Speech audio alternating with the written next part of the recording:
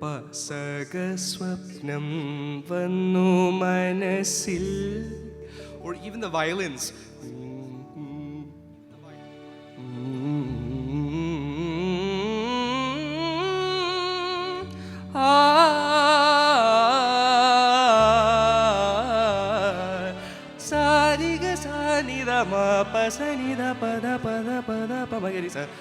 പസകസ്വപ്നം വന്നു മനസ്സിൽ. It's even the first BGM that comes after the Pallavi. Amada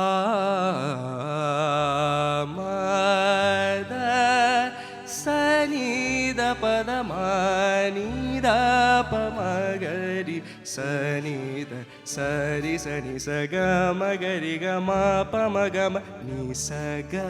So that nisaga, that vibraphone will come there, and then once you enter the charanam, sagapaswapnam vannu manasil.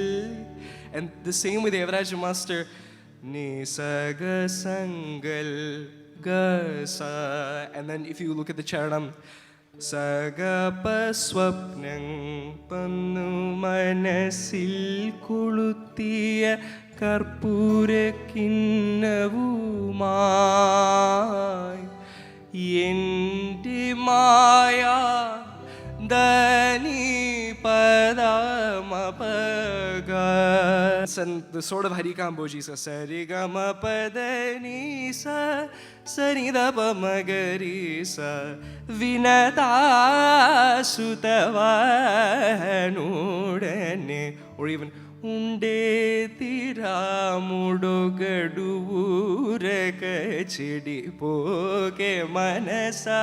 Or even ramanannu brovara premako lokabhi ramanannu brovara premako lokabhi ramanannu brovara. For songs like this, Devaraja Master, I've heard him being quoted in the sense that he always said with film songs especially, the main priority was more on the lyrics, obviously, and the situational context of the film, keeping that intact more than the raga necessarily, other than a few special compositions. But if a composition happened to go into a raga, the police are not going to arrest him for going out of it at times as well, right? So he kind of kept on with that. And Kannuni Muttama is one of the best examples of that as a whole, because it's set within that kind of Western scale. It's all chords. Pasagaswapnam vannu manasil kuluttiya. But you can find a more robust Harikamboji in places like പാരിജാതം തിരുമിഴി തുറന്നു നിനിസ നിനിസ പവിഴമുന്തിരി പൂത്തു വിടർന്നു നീലോൽപലമിഴി നീലോൽപലമിഴി നീ മാത്രമെന്തിനുറങ്ങി പാരിജാതം തിരുമിഴി തുറന്നു.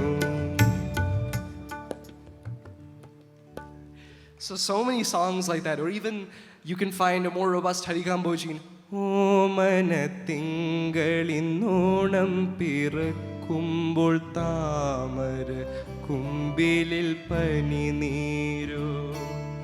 ഓണം പിറന്നാലും ഉണ്ണി പിറന്നാലും ഓരോ കുമ്പിൽ കണ്ണീര് മണ്ണിലോരോ കുമ്പിൽ കണ്ണീര്. That goes out of Harikamboji in the കണ്ണീരുപ്പിട്ട് കാണാത്തവറ്റിട്ട് കർക്കടകത്തിലമാവാസി. Comes back to Harikamboji now, like കർക്കടകത്തിലമാവാസി. ഒന്നുറങ്ങൂ ഒന്നുറങ്ങൂ പൊന്നുഷസ് കണി കണ്ടുണരാൻ ഒന്നുറ നീർമുത്തുമായി കാണാനെത്തിയ കതിരു കാണാ കിളി ഞാൻ. And even the other song in this film as well, even എന്തെന്തു മോഹങ്ങളായിരുന്നു എത്ര കിനാവുകളായിരുന്നു. And one final thing, if I want to talk about this song, not raga based, not chords based, nothing of that sort, but if you look at the way Yesudas sir has rendered this song, I mean, scintillatingly, but if you look at the way he, especially in a lot of his earlier songs with Devaraja Master, the tone that he uses of a young, vibrant singer when he was 22, 23. കണ്ണുനീർമുത്തുമായി കാണാനെത്തിയ കതിരു കാണാ കിളി ഞാൻ. Even if you listen to him and other songs from that time period, like അരുവേ തേനരുവേ അരുവി കരയിലെ ഇളവയിൽ കായൽ കുരുവീണ കുരുവേ ആ അരുവി Thenaruvi. And the portion that he has in there, similar to Kannuni Mutti, alli tamara valli kudirugalakkareyano Arian പൈങ്കിളി അരിയൻ അക്കിളി അക്കരയാണോ അക്കരയാണോ അരുവി Thenaruvi. You can see him almost, I mean, I say with all, like, he's like almost imitating Devaraja Master, right? You can see that similarity in singing styles, especially when he sings like Karuta penne karingurali നിനക്കുരുത്തൻ കിഴക്കുതിച്ചു. So many songs like that. So I think that's one thing that I, at least from my opinion, that I noticed, especially in those എൻ്റെ മായാലോകത്തു നിന്നു നീ